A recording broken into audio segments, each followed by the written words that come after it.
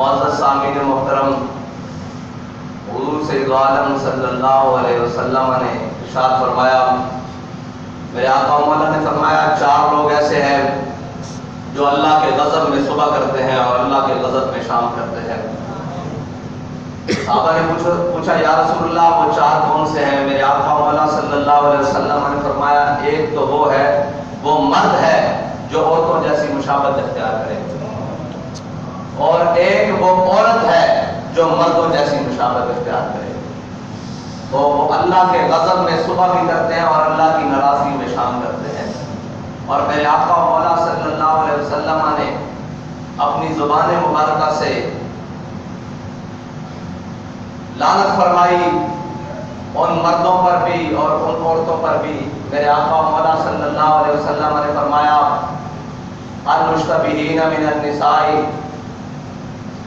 المشتبہین من الرجال بالنساء والمشتبہات من الرجال بالنساء۔ میرے آقا مولا صلی اللہ علیہ وسلم نے فرمایا وہ مرد جو عورتوں جیسی صورت اختیار کرتے ہیں اور وہ عورتیں جو مردوں جیسی صورت اختیار کرتے ہیں، اللہ کی ان پر لعنت ہو۔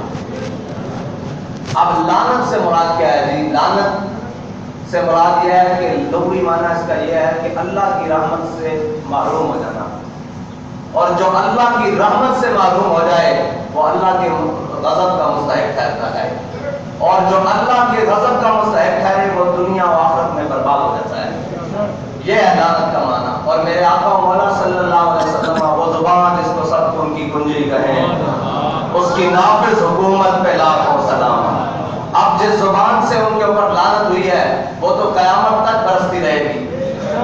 اور لعنت سے مراد میرے آپ کو بتا دیا کہ لعنت سے مراد وہ اللہ کی رحمت سے محروم ہو گئے، اور جس کو میرے آقا مولا اللہ کی رحمت سے محروم کرے اسے رب کی رحمت دلوانے والا اور کون ہوگا؟ اس کو قیامت تک اللہ کی رحمت کوئی نہیں دلوا سکتا۔ اور جو اللہ کے غضب کا مستحق ٹھہر جائے، میرے آقا مولا صلی اللہ علیہ وسلم کی زبان مبارکہ سے اسے اللہ کے غضب سے بچا کون سکتا ہے؟ عطائے رب، جنائے کرم، فیوز عجب بغیر طلب، یہ رحمت رب ہے کس کے سبب؟ بے رب جہان تمہارے لیے۔ یہ اللہ کی رحمت ہے ہی حضور کے سبب، اور اللہ کی رحمت کا سب سے بڑا مظہر میرے آقا مولا صلی اللہ علیہ وسلم کی ذات ہے۔ اب جو میرے آقا مولا صلی اللہ علیہ وسلم کی زبان مبارکہ سے جن پر لعنت ہوئی ہے، اور وہ کام کر کے کوئی سمجھے کہ جناب میں مسلمان بچ جاؤں گا، یا میں مسلمان بچ جاؤں گا، یا میرا دین بچ جائے گا، یا میں اللہ کی رحمت پا لوں گا، وہ کبھی بھی نہیں پا سکتا۔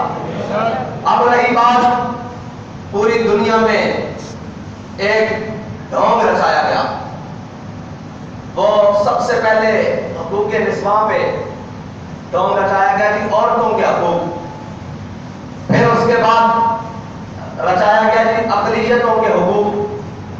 پھر اس کے بعد یہ رچایا گیا جی کہ جناب مخلصین کے حقوق، جن کو ہماری زبان میں ہجڑے کہتے ہیں، ان کے حقوق۔ اب بات اس سے بھی آگے بڑھ چکی ہے، جس کو ٹرانسجینڈر کہہ رہے ہیں آج لوگ، کہ جناب یہ بہت بڑا مسئلہ بن گیا ہوا ہے۔ بھائی حق وہ ہے جو میرے آقا مولا صلی اللہ علیہ وسلم کی شریعت انسان کو بھی دیتی ہے، جانور کو بھی دیتی ہے، چوپایوں کو بھی دیتی ہے۔ حقوق ان کے وہی ہیں جو میرے آقا مولا صلی اللہ علیہ وسلم فرما گئے، اور شریعت سے ہٹ کر کوئی حقوق دینے آئے گا تو پھر اس کا انجام یہی ہوگا کہ عورتوں کو حقوق دینے لگے تو بے حیائی بڑھ گئی۔ بھائی جب عورتوں کو حقوق دینے کی باری آئی تو پھر بے حیائی بڑھائی گئی، عورتوں کو حق نہیں ملا۔ آج بھی کسی جا کے سمجھدار اور کسی بھی شعور رکھنے والے سے جا کر پوچھو، بلکہ شعور رکھنے والی خاتون سے جا کر پوچھو کہ تمہیں تمہارا حق ملا ہے، وہ کہے گی نہیں، میری تصویر اتار کر بورڈوں پر تو لگا دی گئی ہے، لیکن مجھے میرا حق نہیں ملا۔ میرے کپڑے تو اتروا دیے گئے ہیں، مجھے برہنہ تو کر دیا گیا ہے، لیکن میرا حق نہیں ملا۔ مجھے جناب سٹاف تو رکھ لیا گیا ہے آفیسز میں، جناب چائے پلانے کے لیے اور ریسپشن پر سامنے دکھانے کے لیے تو رکھ دیا گیا ہے، لیکن میرا حق نہیں ملا۔ یاد رکھنا قیامت تک حق اسی کو ملے گا جو میرے آقا کا فرمان مانے گا، اور جو اس سے علاوہ حق ڈھونڈنے جائے گا پھر یہ گلی گلی تباہ ہو کرے سب کی کھائے کیوں دل کو جو عقل دے خدا پھر تیری گلی سے جائے کیوں. اب وہی ہے جو میرے آقا مولا صلی اللہ علیہ وسلم کے دین نے دی ہے, جو میرے آقا مولا صلی اللہ علیہ وسلم کی شریعت نے دی. اب آ جائیں اقلیتوں کے حقوق پر. جب اقلیتوں کے حقوق کی باری آئی تو صحابہ کرام کے قیادت میں ایک قلعہ جسے میرے آقا مولا صلی اللہ علیہ وسلم کے غلاموں نے فتح کیا, اور وہ قلعہ جب فتح ہو گیا تو تھوڑی دیر بعد پیچھے سے لشکر کا پیغام آیا کہ یہ ہمیں قلعہ جو ہے نا, جسے ہم قلعہ بولتے ہیں, یہ جو قلعہ ہے یہ اس کو دفاعی اعتبار سے چھوڑنا پڑے گا تھوڑی دیر کے لیے. ہم یہاں سے چھوڑ کر آگے جائیں گے فوجیں لے کر, پھر واپسی پر اس کے اوپر کریں گے. تو وہ جو قلعہ تھا نا وہ عیسائیوں نے جنگ کر کے نہیں مسلمانوں کے حوالے کیا تھا, بلکہ انہوں نے رضاکارانہ طور پر جزیہ قبول کر کے اور کہا تھا ہم جزیہ دیں گے, آپ یہاں آ جائیں اپنا نظام بنا لیں. تو جب میرے آقا مولا صلی اللہ علیہ وسلم کے غلاموں نے وہ قلعہ چھوڑنے کی بات کی نا, تو انہوں نے کہا جی یہ آپ نے ہمیں پیسے دیے تھے, یہ سونا دیا تھا, یہ چاندی دیے تھے, یہ مال, یہ زر, یہ گھوڑے, یہ استبل, یہ محل, یہ سارا کچھ واپس لے لیں, ہم آپ کی حفاظت نہیں کر سکتے. ہم آگے جا رہے ہیں دشمنوں سے جنگ لڑنے کے لیے, واپس آئیں گے تو آپ سے بات ہوگی, تب کے لیے آپ اپنی امان میں رہیں, ہماری امان سے نکل کر. تو جب صحابہ کرام کی فوجیں اور لشکر سارا کچھ باہر نکلنا تھا نا قلعے سے, تو عیسائی کھڑے ہو کر ایسے دامن پھیلا کر ایسے دامن پھیلا کر کھڑے ہو کر کہہ رہے تھے یا اللہ ان دشمنوں کو دوبارہ واپس لے آئے. یہ ہے اسلام کی اقلیتوں کے لیے حقوق. وہ قلعے کی دیواروں پر کھڑے ہو کر کہہ رہے تھے کہ یا اللہ ان دشمنوں کو دوبارہ بھیجی, یہ دشمن نہیں, یہ تو ہمارے محافظ بن کر آئے ہیں. اسلام اقلیتوں کو اس طرح حقوق دیتا ہے. لیکن جب ان گماشتوں نے, ان یہود و نصارہ کے ایجنٹوں نے اقلیتوں کے حقوق دینے کی بات کی اور آدمی ایجنڈے کو اپنے گلے میں پہنا, تو پھر کیا کیا؟ پھر یہ کیا کہ جب ان کو حقوق دینے کی باری آئی تو جو سب سے بڑا گستاخ تھا, جس کو عیسائی بھی قبول نہیں کرتے, جس کو یہودی بھی قبول نہیں کرتے, جس کو دنیا میں کوئی مذہب میں رکھنے والا قبول نہیں کرتا, انہوں نے اس کو حقوق دلوا کے جہازوں میں بٹھا کے باہر کے ملک بھیجا ہے. بھائی گستاخ کے لیے اقلیت ہے, یہاں اقلیتیں بس رہی ہیں, یہاں ہماری گلیوں میں, کوچوں میں صفائی, روڈوں پر صفائی, اقلیتیں بڑے بڑے کام کرتی ہیں, یہاں ہمارے دفتروں میں موجود ہیں, ہر کام کے لیے ہر جگہ موجود ہیں. ان کے حقوق کی بات کرو, تمہیں گستاخ کے حقوق کے ساتھ کیا ہے؟ اس کا مطلب ہے آدمی ایجنڈا یہ تھا کہ اقلیتوں کو کوئی مسئلہ نہیں, اقلیتوں کی آڑ میں گستاخان رسول کو چھڑوانے کا مقصد تھا. یہ ہے اقلیتوں کا حقوق. اب رہ گئی بات جناب ٹرانسجینڈر کو حقوق, جسے مخلصین کہتے ہیں ہماری زبان میں, اور جناب ہجڑے کہتے ہیں اردو زبان میں. ان کو حقوق دینے کا مسئلہ نہیں ہے, ان کی آڑ میں شریعت کے ساتھ ٹکرانے کا مسئلہ ہے.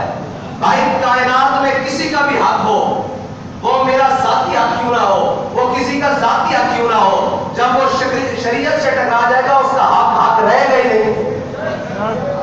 تم نے ان کو حق دینا ہے تو ان کو شریعت سے ٹکرا کر تو نہیں دے سکتے. تم کم از کم ہمارے جیتے جی تو تم ان کے ساتھ شریعت کے ساتھ ٹکرا کر ان کو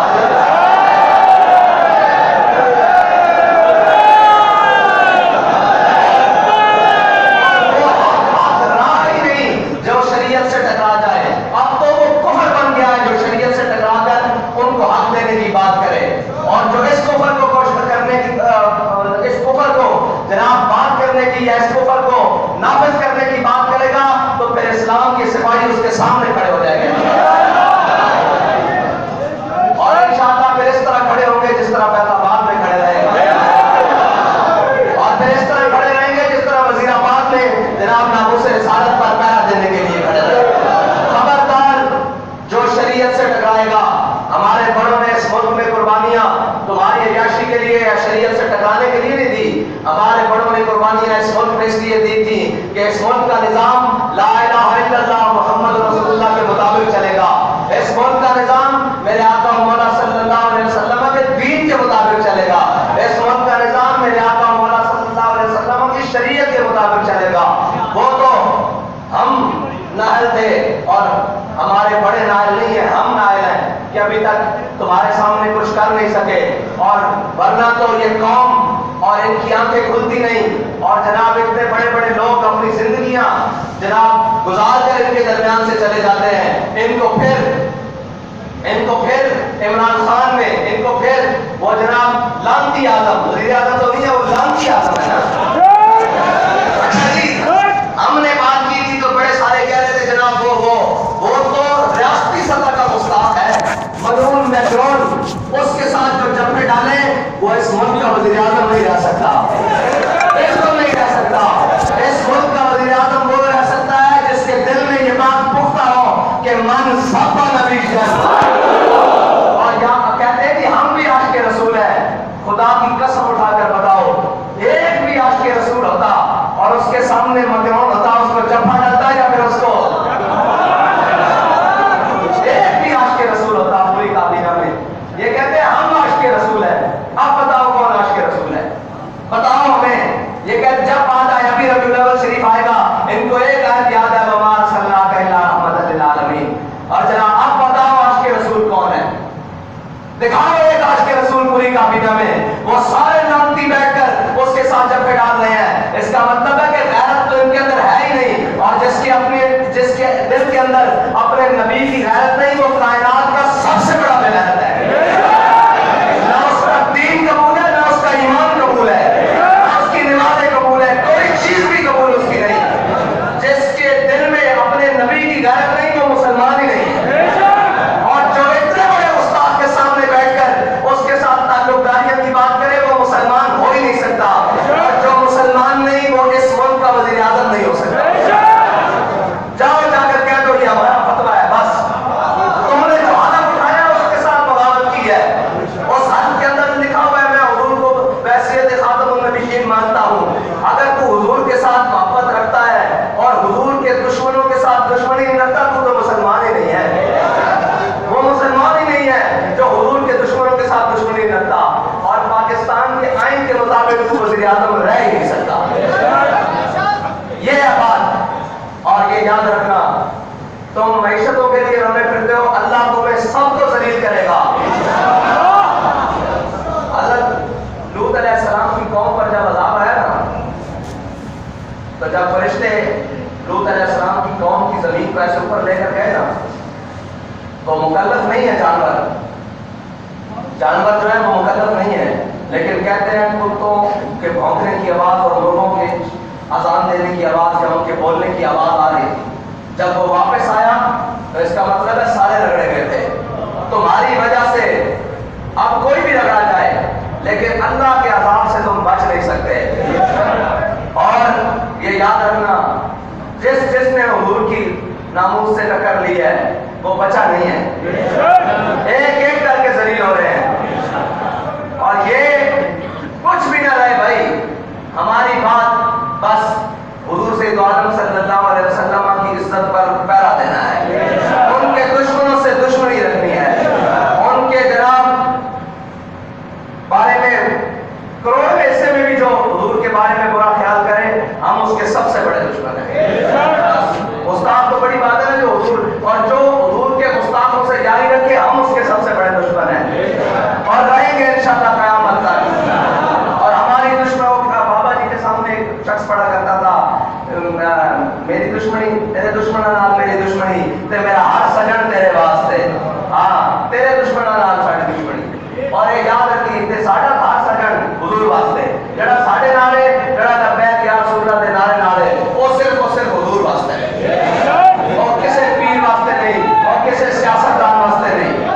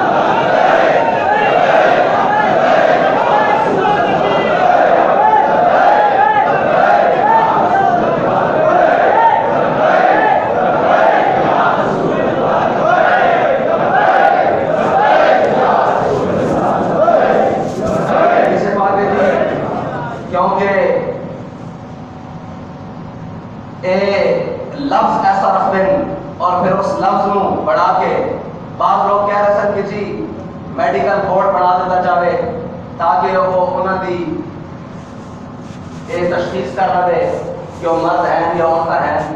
بھائی میڈیکل بورڈ بن جاوے اور میڈیکل بورڈ تشخیص کر بھی دے جس چیز کی شریعت اجازت نہیں دیتی وہ میڈیکل کی بنی ہے, اس کی کوئی حیثیت نہیں. اور ساری کائنات ایک پاسے کھڑی ہوئے گا, ساری دنیا یہ کہہ رہی ہوئے, سب کچھ یہ کہہ رہا ہوئے بدلے گا زمانہ لاکھ مگر قرآن نہیں بدلا جائے گا. جو مرضی ہو جائے بدلے گا زمانہ لاکھ مگر قرآن نہیں بدلا جائے گا.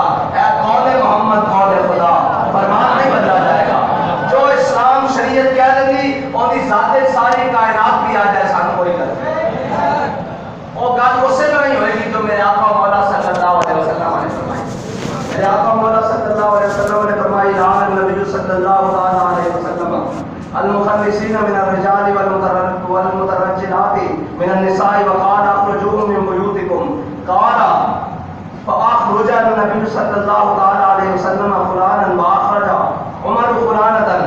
حضرت عبداللہ بن عباس رضی اللہ تعالیٰ عنہ فرماتے ہیں کہ رسول اللہ صلی اللہ علیہ وسلم نے عورتوں نال مشابہت رکھنے والے مرداں اور مرداں نال مشابہت رکھنے والے عورتوں سے لعنت فرمائی اور فرمایا انہیں اپنے گھروں سے نکالو. میرے آقا مولا صلی اللہ علیہ وسلم فرما رہے ہیں جڑیاں عورتاں مرداں نال مشابہت کرن اور جڑے مرد عورتاں نال مشابہت کرن انہاں نوں گھروں کڈو. تسی کہہ رہے ہو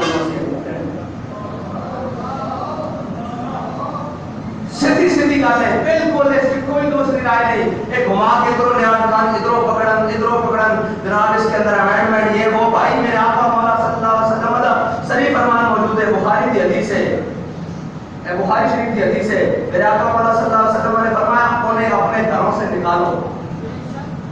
انہیں اور تم کہہ رہے ہو انہیں آپ جناب حقوق دیں گے.